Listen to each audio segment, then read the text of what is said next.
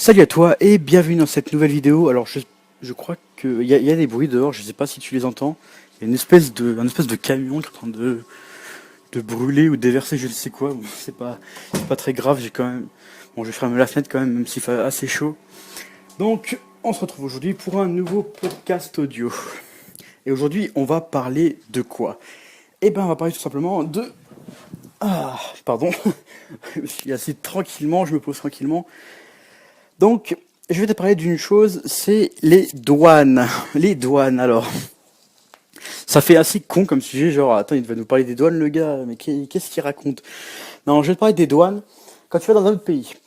Je sais pas si tu as déjà voyagé, si tu voyages beaucoup, mais donc en Europe, c'est assez simple, les douanes. De toute façon, quand tu passes à la douane, pour aller en Espagne, pour aller dans n'importe quel pays d'Europe, c'est assez tranquille, la douane, franchement.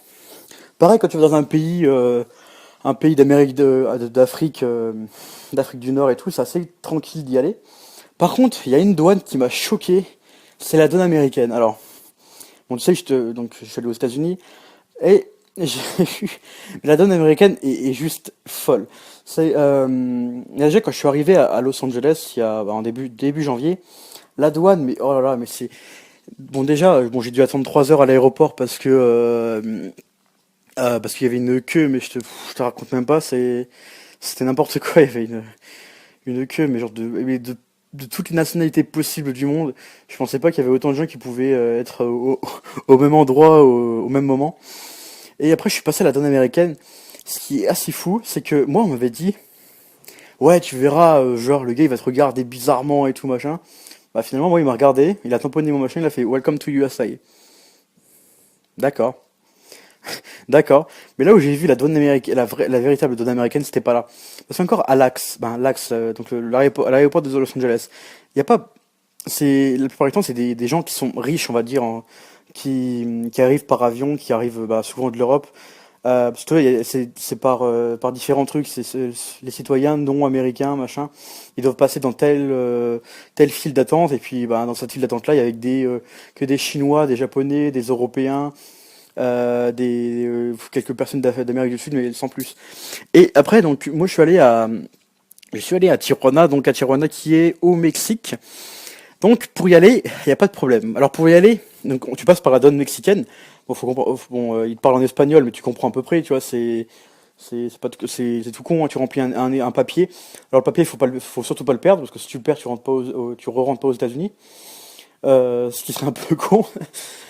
Être perdu tout seul dans Tijuana, c'est un peu chaud quand même.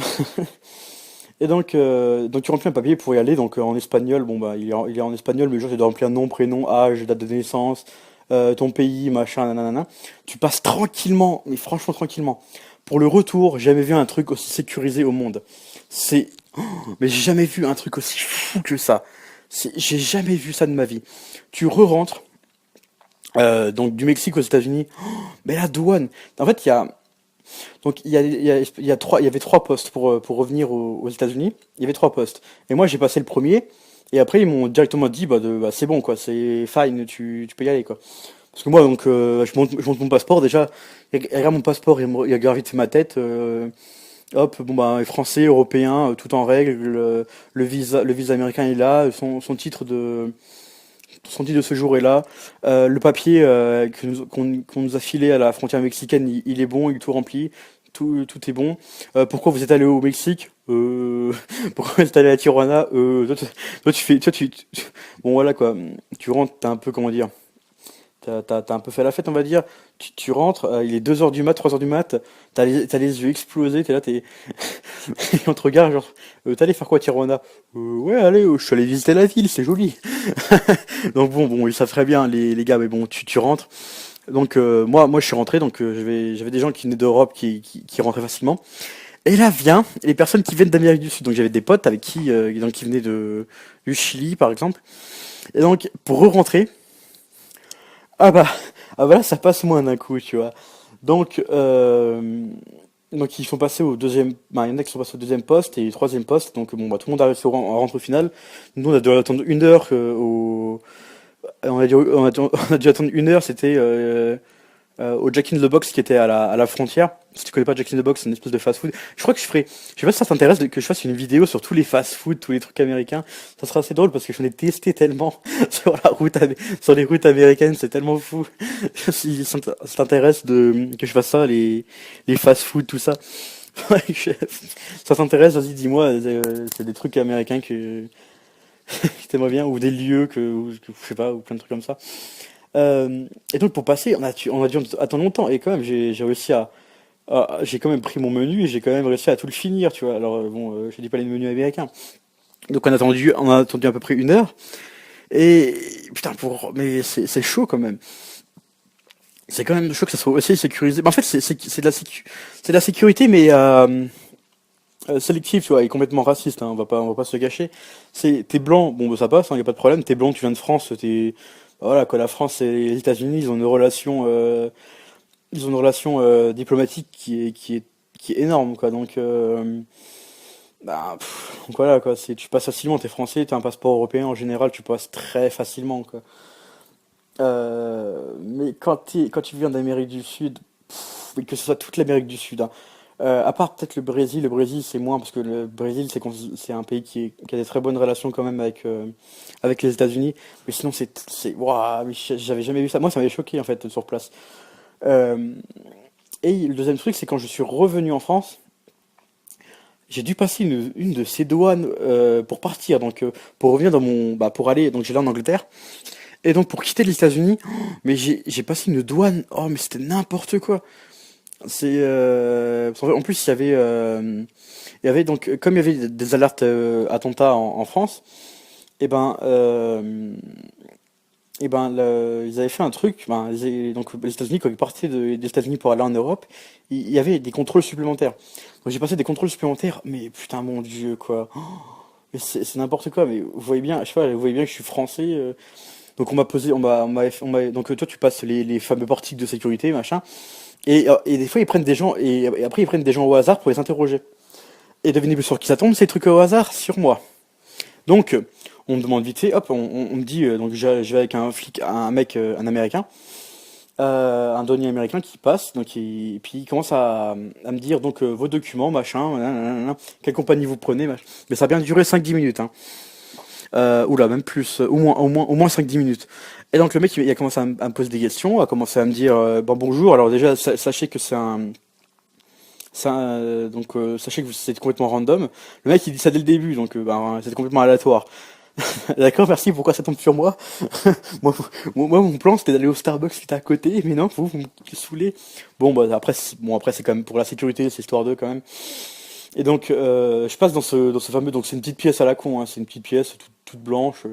Donc le mec il me parle, il commence à me demander donc nanana, pourquoi t'es venu ici? Bon bah je lui explique, je lui dis bah c'est pour je vais ici en tant qu'étudiant, c'est pour étudier c'est pour étudier quoi, je sais pas. Donc je lui montre donc le mec il scanne mon passeport, il scanne tout ça, il regarde si tout en règle, il passe il passe le visa, un espèce de scan pour voir si c'est un vrai visa. Donc oui, c'est un vrai visa.